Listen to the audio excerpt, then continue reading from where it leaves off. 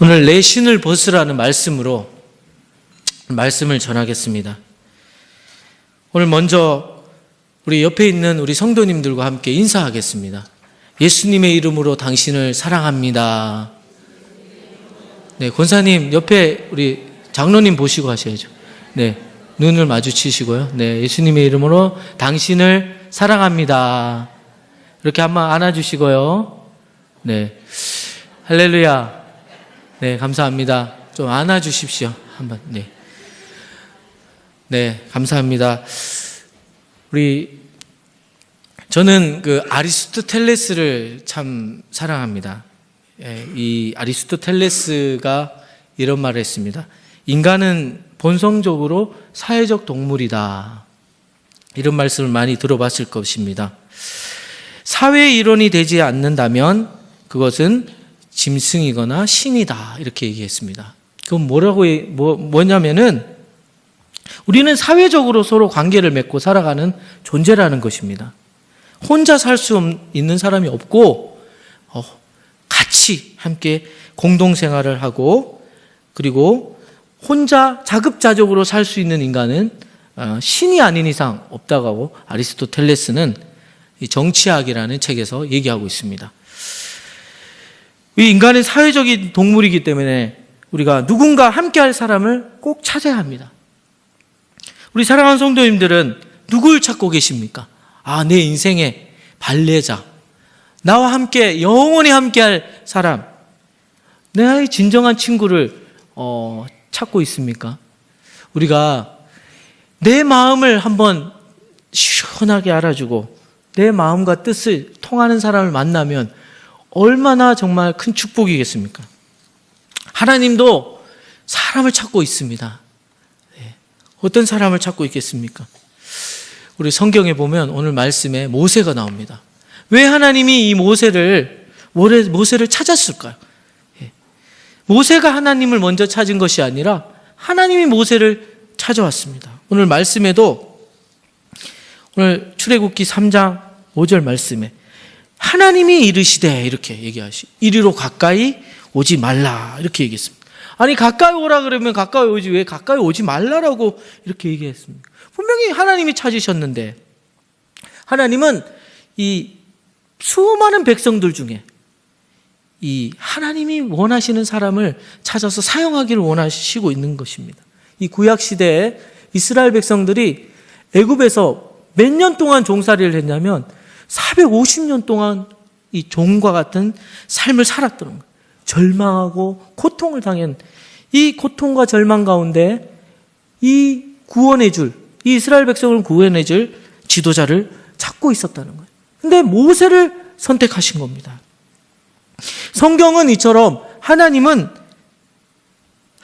사람을 찾고 있다는 것을 정확하게 얘기해 주고 있습니다. 왜 그럴까요? 하나님의 뜻을 위해서 하나님께 자신을 전부를 드릴 수 있을 사람을 오늘도 찾고 있다는 겁니다. 오늘 저는 하나님이 쓰시는 사람이라는 말씀으로 오늘 내 신을 벗으라 이 말씀으로 말씀을 증거하겠습니다. 첫 번째 하나님이 쓰시는 사람은 오늘 말씀과 같이 하나님이 이르시되 이리로 가까이 오지 말라.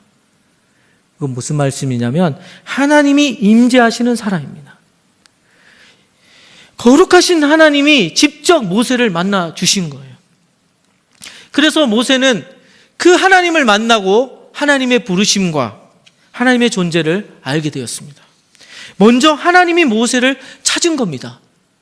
그러므로 모세 자신이 오늘 보니까 하나님께서 가까이 오지 말라. 왜 가까이 오지 말라고 했을까요? 가까이 가면 모세는 죽어요. 하나님을 직접 만나면 죽습니다. 왜? 거룩하신 하나님을 직접 대면하면은 우리 인간은 살 수가 없어요. 우리 죄인인 우리 인간이 하나님을 만나게 되면 죽을 수밖에 없다는 거예요. 그래서 모세에게 너가 선 곳은 거룩한 땅이다. 거룩한 땅. 신을 벗지 않으면 하나님을 만날 수 없다는 거예요. 하나님이 분명히 가까이 오셨는데 모세에게 가까이 오지 말라는 것은 먼저 하나님을 만나기 전에 해야 할 일이 있다는 거예요. 그게 뭘까요? 신을 벗어야 되는 거지. 신을. 이 성경에서 신을 벗는다는 의미가 뭘까요? 저는 이 신을 벗는다는 의미에 대해서 좀 생각했습니다. 신을 벗는다는 것은 이런 의미입니다. 자신이 의지하는 것들을 벗어버리라. 자신이 의지하고 있는 지식과 지혜와 경험과 모든 것을 벗지 아니하고는 살아계신 하나님을 만날 수 없다는 거예요. 그리고 하나님이 그 신을 벗지 않으면 그 사람을 쓸 수가 없다는 겁니다. 위대한 이스라엘의 지도자 모세가 능력이 없습니까? 배운 것이 없습니까? 정말 애굽 땅에서 배울 수 왕자의 그 정말 자리에서 애굽에서 배울 수 있는 것은 모든 것을 다 배웠어요. 개인적으로 경험했습니다. 근데 하나님이 그것도 다 벗으라. 그래야만 거룩하신 하나님을 만날 수 있다. 이렇게 얘기하고 있습니다. 하나님이 쓰시는 사람들은 반드시 하나님의 임재를 경험합니다. 살아계신 하나님을 만난다는 거예요. 시몬 베드로가 열심히 고기를 잡기 위해서 정말 이렇게 그물도 던져보고 저렇게 그물도 던져봤지만 잡히는 게 없었어요. 근데 예수님의 말씀을 듣고 그물을 던졌는데 비즈니스가 잘 됐어요. 그물에 고기가 흠뻑 이렇게 잡혔습니다. 그리고는 베드로가 예수님 저를 성공해 주셨군요 이렇게 얘기한 것이 아니라 무릎을 꿇고 예수님께 뭐라고 얘기했을까요? 주여 나를 떠나소서 나는 죄인이로소이다. 거룩하신 그 예수님을 만났을 때 자신의 모습을 본 거예요. 하나님이 베드로를 찾아와서 하나님이 그 베드로를 만나 주신 거예요. 근데 베드로는 직접 예수님을 만날 수가 없는 존재라는 걸 알게 됐어요. 자기가 죄인이라는 것을. 그리고 베드로는 자신이 죄인인 걸 고백하고 하나님의 사명을 받게 됩니다. 하나님은 지금도 사람을 찾으십니다. 그렇지만 아무나 하나님이 사용하시고 함께 일하시지는 않습니다. 자신의 신발을 신고 자신의 의지, 경험, 지식을 의지하면 하나님은 그 사람을 사용할 수가 없다는 것입니다. 그것을 벗어버리고 내 지식, 내 가족, 내 의지, 내 경험, 내 돈, 명예 이런 것을 벗어버리지 않으면 거룩하신 하나님이 그 사람을 사용할 수가 없다는 겁니다. 그래서 다 내려놓고 신을 벗어라. 신을 벗을 때 하나님이 그를 만나 주신다는 거예요. 하나님은 우리를 찾고 계세요. 지금 살아계신 하나님이 지금도 이 자리에 계십니다. 왜일까요? 하나님은 우리를 만나고 싶어 하세요. 그 증거가 바로 예수 그리스도입니다. 예수님은 오셔서 병자와 가난한 사람과 정말 사람들이 다 버린 사람까지도 만나 주셨어요. 그런데 개인적으로 먼저 깊이 있게 예수님을 만나 그 경험이 있어야만 예수님께서 그 사람을 쓰실 수 있는 거예요. 하나님은 우리를 만나 주시지만 아무나 그 사람을 사용하시지는 않는 거예요. 신을 벗지 아니하고 내가 내 생각, 내가 가지고 있는 뭔가 백그라운드, 내가 뭔가를 의지할 수 있는 그 안에 사람들은 모르죠. 하나님은 다 알고 계세요. 그걸 의지하고 있는 것을 벗어버리고 내려놓으라. 과감하게 내려놓을 때 우리가 의지하고 우리가 붙든 걸 감하게 내려놓을 때 하나님께서는 베드로를 쓰셨고 모세를 쓰셨습니다. 우리 사랑하는 성도님들도 오늘 그렇게 쓰임받는 하나님의 정말 종들이 되시기를 예수 그리스도 이름으로 간절히 기도합니다. 하나님이 이르시되 이리로 가까이 오지 말라. 너가 선 곳은 거룩한 땅이니 내 발에서 신을 벗으라. 하나님이 쓰시는 사람은 먼저 거룩하신 하나님이 임재할 수 있는 마음이 청결하고 깨끗한 사람. 이처럼 우리들도 하나님이 쓰실 수 있도록 우리의 영혼이 깨끗하고 정결하여서 하나님이 쓰시는 그런 아름다운 사람이 될 줄 믿습니다. 두 번째, 하나님이 어떤 사람을 쓰시겠습니까? 오늘 이 모세는 하나님의 부르심을 받고 무엇이 되었을까요? 여호와의 종 모세 이렇게 나옵니다. 여호수아 1장 1절에 보면은 모세는 여호와의 종이 되었습니다. 그건 뭘 얘기하냐면 사무엘상 16장 17절에 보니까 여호와께서 사무엘에게 이르시되 그의 용모와 키를 보지 말라. 내가 이미 그를 버렸노라. 내가 보는 것은 사람과 같지 아니하니 사람은 외모를 보니거니와 나 여호와는 중심을 보느니라 하시더라. 하나님 살아계셔서 중심을 보고 계십니다. 사람은 그 사람의 중심을 볼 수가 없습니다. 하지만 하나님은 그 사람의 마음의 중심에 뭐가 있는지 다 보고 계세요. 이 모세가 하나님을 만나고 난 다음에 자신의 중심을 온전히 하나님께 드려니까 하나님께서 여호와의 종 모세라고 소개하고 있습니다.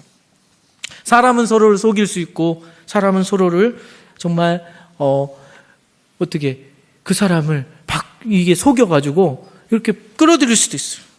근데 인생들은 하나님을 절대 속일 수가 없습니다. 하나님은 마음의 중심을 보시기 때문이에요. 모세는 여호와의 종으로서 중심을 하나님께 드렸습니다. 우리가 예수님을 믿고 세 가지 그리스도인이 있다고 우리가 말할 수 있습니다. 세상적인 그리스도인. 중심이 분명히 예수님이 내 안에 계세요. 근데 중심은 내가 중심이에요. 예수님을 믿고 있다고 하더라도 내가 원하는 대로 고집 피우고 내가 느끼는 대로 내가 정말 하고 싶은 대로 하는 것이 세상적인 그리스도인입니다. 근데 중요한 것은 그 세상적인 그리스도인이 돼도 자기가 그런 존재인지도 깨닫지 못하는 겁니다. 하나님이 쓰시는 사람은 바로 중심이 하나님께만 드리고 하나님이 전부인 사람. 전부라는 건 100%입니다. 100%. 다윗이 하나님의 마음에 합했다 했다는 것은 99.9%가 아니라 100%입니다. 우리 어떤 권사님이 그런 말을 했을 때 좀 마음이 와닿았어요. 물이 언제 끓느냐? 저는 99.9도에 끓는 줄 알았어요. 근데 펄펄펄 끓는 거는 언제? 100도에 끓는. 바로 부족한 것이 많고 이 다윗도 죄가 많지만 중심은 하나님께 온전히 드려졌기 때문에 하나님께서 정말 나단 선지자를 통해서 다윗이 회개할 수 있는 기회를 줬을 때 다윗은 회개했습니다. 그리고 하나님께 돌이켰습니다. 세상적으로 인정받고 우리가 성공하려고 해도 내가 내 마음의 중심을 거기에 들이지 않으면 성공할 수 없어요. 우리는 이처럼 하나님께도 우리의 마음의 중심을 온전히 드려야 하나님이 그 사람을 쓰실 수 있는 거예요.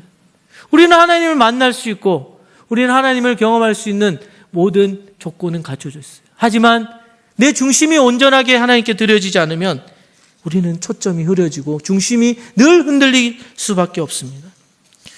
언젠가 전도를 하러 나갔는데 교회를 열심히 다니는 청년이 저는 예수님을 한 번도 영접해 본 적이 없다 이렇게 얘기를 하더라고요. 열심히 교회를 다녔는데도 자기가 자신의 중심이라는 것을 이렇게 깨닫고 있었어요. 왜냐하면 그림을 보여줬거든요. 우리가 예수님이 중심이라는 것은 의자가 있다면 여기 의자 보이시죠? 의자에 내가 앉아 있는 것입니다. 근데 의자에 예수님이 앉아 있다고 생각하면 우리 인생의 주인이 예수님이 돼야 되는데 내가 주인이 돼서 내가 이끌고 가니까 어떻게 됩니까? 늘 불안하고 초조하고 다툼과 분쟁과 시기와 질투와 이것이 마음을 주장하기 때문에 항상 불안한 거예요. 항상 불안하고 초조하고 나도 저 자신이 예수님이 내 마음의 중심이 없을 때 늘 초조하고 불안하고 걱정, 근심 가운데 왜? 키가 내한테 있으니까 문제가 생기면 막 키를 막 돌리는 거예요. 내가 원하는 대로 문제를 해결하고 싶으니까. 근데 마음의 중심이 그리스도께 계시면 진정한 평안을 얻게 되고 그 평안이 우리를 주장하기 때문에 우리가 세상에 문제가 올 때마다 주님이 그걸 해결해 주신다는 것이죠. 그래서 우리는 진정한 축복을 얻게 됩니다. 혹시 우리 사랑하는 성도님들 내가 붙잡고 있는 것들이 있습니까? 내가 이 문제를 해결해야지. 내가 내 가족을, 내 남편을, 내 자신을, 내 인생을, 내 미래를 한번 바꿔봐야지 하면서 내가 주인이 되어서 해결하려고 하고 있지는 않습니까? 하나님의 중심으로 와서 하나님께 맡기면 하나님께서 그 일을 해결해 주십니다. 우리 협동 목사님 중에 이런 말씀을 아주 재밌게 하시는 분. 목욕탕에 가면은 귀중품을 맡기지 않으면 책임지지 않습니다. 그런 문구가 있대요. 맡기지 않으면 책임을 져주지 않는다. 우리가 주님께 우리 걸 맡기면 주님이 책임져 주신다는 거예요. 오늘 사무엘상 16장 7절에도 여호와께서 사무엘에게 이르시되 사울은 하나님께 처음에 맡겼지만 그 이후에 자기 마음대로 했습니다.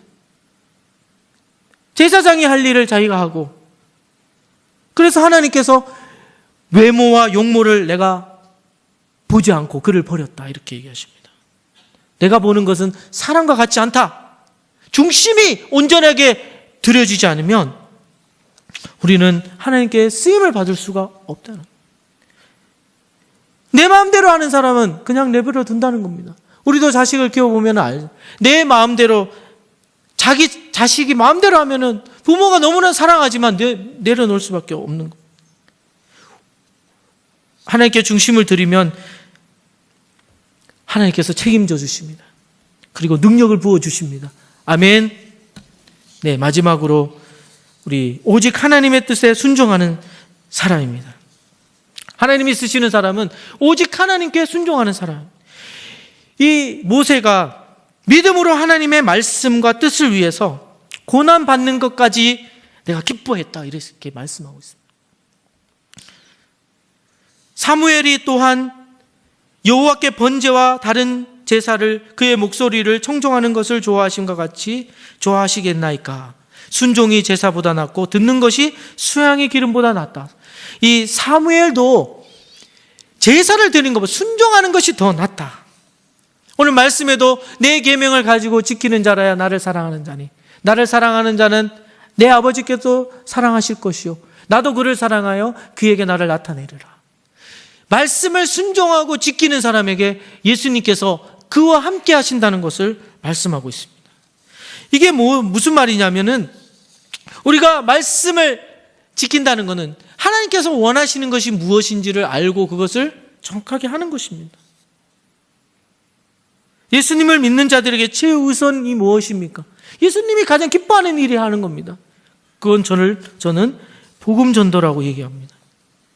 복음을 전해보지 아니하고 영혼을 정말 주님께로 이끌어보지 아니하고 하나님께 쓰임받은 사람은 없습니다. 하나님의 나라의 최전방에 서서 복음 전도를 통해서 영혼이 살아납니다. 그 영혼을 살려보지 않는 사람은 하나님의 마음을 알 수가 없습니다. 그래서 예수님께서 내가 뭐라고 했냐면은, 너희가 온 천하에 다니며 복음을 전파하라. 마지막에도 주님께서 제자들에게 부탁하신, 내가 세상 끝날까지 너희와 항상 함께 있으리라. 복음을 전하는데 그 목숨을 다하고 순종할 때, 그 사명의 눈을 뜰 때 우리는 비로소 하나님의 뜻과 하나님의 마음을 알게 된다는 거예요. 제가 이번에 NRTC 그 훈련을 받으면 3박 4일 동안 너무 힘들었어요. 왜 힘들었냐? 이거 전도 다 해봤는 건데, 훈련 다 받아본 건데 또 하라 그러니까 잠을 안 재우는 거예요. 12시까지. 잠을 안 자니까 막 힘든 거예요. 막 시험이 막 드는 거예요. 이걸 해가지고 내가 뭘 하겠냐고 막 두덜두덜 마음, 간사님 앞에서는 말도 못하고 그냥 두덜두덜 마음속에는 그러고 있었습니다. 그리고 용산역에 가가지고 전도를 하는데 이 간사님이, 저는 이렇게 딱 이렇게 해가지고 계속 이 사람 전화해서, 아니 2시간 내내 전화하는 거예요, 무조건. 그래서 순종하는 마음으로 계속 전했습니다. 근데 제가 전화하면 전할수록 갑자기 이상한 일이 벌어지는 거예요. 한 사람이 영접을 하게 되는 거예요. 아니, 저 마음이 이 사람 영접 안 했으면 좋겠다, 인간적으로. 왜 이렇게 끝까지 듣는 거예요, 끝까지. 그래가지고 끝까지 듣고 영접기도 하겠냐도 큰 소리를 안 했어요. 영접기도 하실래요? 하고 빨리 가려고 이제 마음을 영접기도 하겠다는 거예요. 얘 교회 다녀보셨어요? 안 다녀봤대요. 한 번도 교회 다녀본 적. 두 사람이 영접기도를 하는 그걸 경험했습니다. 그리고 제가 하나님 죄송합니다. 교회의 존재 목적이 뭡니까? 복음 전파 아닙니까? 죽어가는 영혼들에게 내가 방주의 역할을 해야 되지 않습니까? 교회가 전도의 사명으로 새롭게 깨어나야 된다. 정말 저는 인간적으로 막 힘들고 지치고 막 그렇지만 그 영혼이 돌아오는 모습들을 보니까 저도 전도를 해보면 정말 이 영접을 한다는 자체가 참 하나님의 도우심이 없이는 영접을 할 수 없습니다. 저도 어린이 전도를 많이 했습니다. 정말 대구에 있을 때 초원교회라는 곳이, 거기에 정말 어린이 전도를 하기 위해서 막 돌아다니는 그 모습들을 저는 보았습니다. 지금 서울시민교회 와서 어린이 전도, 정말 어렸을 때 이 예수님을 믿고 하나님의 말씀을 정말 깨닫고 주님께 돌아왔을 때 그 영혼들이 돌아오는 그 모습, 어린 영혼들이 교회 예수님이 영접하면 교회를 떠나지 않습니다. 저는 이 용산역 전도를 통해 가지고 영혼을 사랑하는 마음, 정말 하나님은 복음 전도자를 통해서 하나님의 마음을 깨닫게 하진 알고 하나님의 마음을 깊이 알게 되었습니다. 조금이나마. 그리고 영혼이 영접할 때 저의 구원의 감격과 은혜가 되살아나는 것을 경험할 수 있었습니다. 우리의 삶에 내가 전한 복음을 통해서 영혼들이 늘 주님께 돌아오고 주님의 제자로 세워지고 있습니까? 아니면 여전히 나 홀로 지키기에 급급한 신앙생활입니까? 하나님의 뜻에 순종할 때 주님은 우리를 통해서 일하십니다. 비록 우리가 연약하고 약할지라도 정말 오늘 말씀과 같이 내 계명을 가지고 지키는 자라야 나를 사랑하는 자니, 나를 사랑하는 자는 내 아버지께서도 사랑하실 것이고 나도 그를 사랑하여 그에게 나를 나타내리라. 모세와 같이 하나님의 말씀에 순종하는 자를 통해서 하나님이 일하셨습니다. 그리고 하나님이 원하시는 영혼 구원에 관심이 없고 자신에게 관심 있는 사람은 하나님을 쓰실 수가 없어요. 하나님은 하나님의 뜻과 하나님의 마음에 관심이 있고 그리고 쓰임받고자 순종하고자 하는 자를 통해서 하나님은 일하시고 역사하신다는 겁니다. 말씀을 맺겠습니다. 어느 전도자가 어느 대학교에 가 설교를 마치고 사람들에게 인사하고 있었습니다. 그때 대학에서 문학을 가르치는 국문학 교수가 그에게 다가갔습니다. 목사님, 설교가 너무 은혜스럽습니다. 너무 감동적입니다. 그런데 유감스럽게도 목사님의 설교 가운데 문법적으로 50군데가 틀렸어요. 그런 설교를 듣고 은혜를 받고 회개하는 것이 이상하군요, 이랬어요. 그리고 이 이야기를 듣고 있는 그 목사님이 이렇게 얘기했습니다. 교수님, 제 설교를 잘 듣고 충고해 주셔서 감사합니다. 뭐라고 했을까요? 근데 저는 자랑 같지만 지금까지 문법이 맞지 않고 엉망인 이 설교를 통해서 수많은 영혼이 돌아왔습니다. 그리고 영혼을 주님께로 인도했습니다. 모든 것이 하나님의 은혜였지만 교수님은 그렇게 정확한 언어로 몇 사람이나 그리스도 앞으로 인도하셨는지요? 교수님이 뭐라고 얘기했겠습니까? 답을 못했습니다. 예. 지식으로 영혼을 구원할 수 없고, 자신의 지혜로 하나님의 사명을 감당할 수 없습니다. 사도 바울도 내 말과 내 전도함이 지혜에 권하는 말로 하지 아니하고 다만 성령의 나타남과 능력으로 하여 너의 믿음에 사람의 지혜 있지 아니하고 다만 하나님의 능력이 있게 하려 함이라 했습니다. 하나님은 우리 모두를 사랑하시고 하나님의 자녀로 삼아주셨지만 하나님이 쓰시는 사람은 하나님을 만남으로 하나님의 사랑을 경험하고 하나님께 온전히 자신을 드리고 말씀대로 순종할 때 하나님은 그 사람을 사용하십니다. 먼저는 하나님을 만나야 합니다. 그리고 거룩하신 하나님의 임재를 경험해야 합니다. 그리고 자신을 그리스도께서 우리 예수 그리스도께서 우리를 쓰실 수 있도록 100% 온전히 주님께 드려주고 순종해야만 하나님이 쓰실 수 있습니다.